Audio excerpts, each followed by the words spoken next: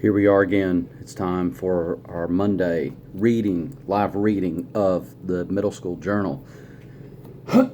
So we got to go way back. We got to go way back. We're somewhere in between when the New Kids on the Block were not doing too well. Skinny jeans were on their way out, and then grunge was on its way up. Right. So here we go. September of 1992. It begins lots of salacious. It's really like a borderline of like complete nerdy loserville and then like just girl crushes. That's basically the theme of the beginning of this journal. So today was quite interesting. I went to school, not much happened. Apparently that was a complete lie. The next sentence, I don't think anything important really happened. Also a complete lie. And then afterwards, okay, this might be the most important thing of the day, okay?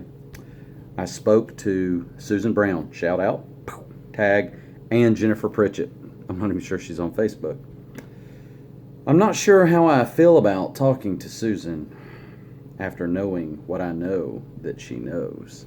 I don't have any clue what she knows. If she knows, let me know what it was. I do not remember. I went to football and did pretty good as well. I did leave early, which must be why I thought it went great. After that, I went to Subway, grabbed some subs, ate at home. Tim was feeling down, and then I have a notation that it was teenage angst. So I went up and we played some pool. He had a pool table. During the third game, he sank all but one ball in less than 2 minutes. And that one that was left was the same color shorts that I was wearing. Maybe that's why I couldn't sink it. Funky, eh? That's what I put. Then I went to church in the rain. Classes went well. Amy Hamilton was there. And Donna Gordy. Shout out. Amy was with some guy. It wasn't the same guy as last time. It's a tragic tale. Well, she did speak to me. I guess you would call it that. She probably said, hey. Not that I'm worried about it or anything. Clearly not worried. It ended up in the journal. So I came home, watched Seinfeld, and went to bed. See ya! The next day. Today was great. Well, towards the end, it was okay. The whole thing was okay. But the ending was great. School started good, I guess. Not much happened during school. Oh, except, again, girl crazy, Sarah misspelled differently than misspelled the day before. And Audrey, huge crush on Audrey Smith, she's on here, looked really good today. Super attractive. And, of course, the new girl, whose name I have no idea. Although it's clearly Nicole Hurst. Today was the first day of chorus. It was different than it was in the past. And then I go into this weird inner dialogue where I'm like, by the way, have you noticed that everything I say begins with today I, or today was, or something, or either?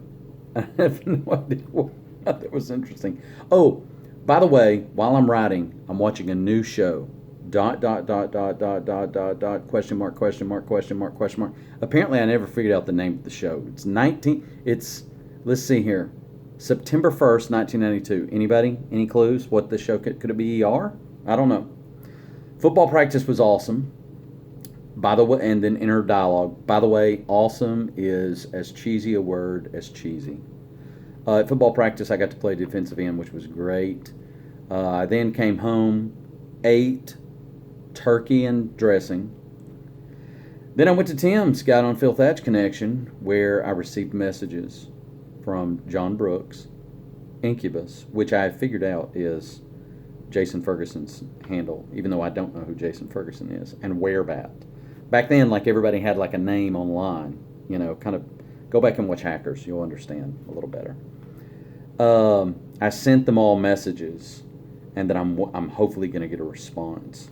Oh, and then I put that I gave John Brooks a heavy taunting online, so I'm not sure what that was. It didn't go into detail. I then played Murder Motel today, and I killed John Brooks.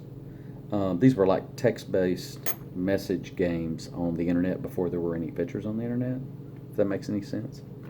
And then was properly dispatched by Craig Smith in the end, and lost the rest of my moves for the day. Well, that's about it for today. And then I end with a quote, the best quote yet so far. It says, "You know, the bravest man to ever live was the first man to drink milk from a cow."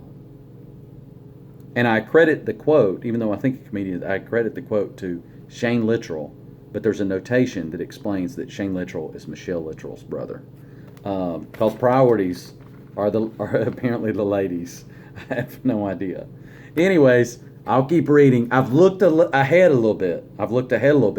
So the real romance is coming up later on. So hope you guys are enjoying this. I am, anyways. Have a good one.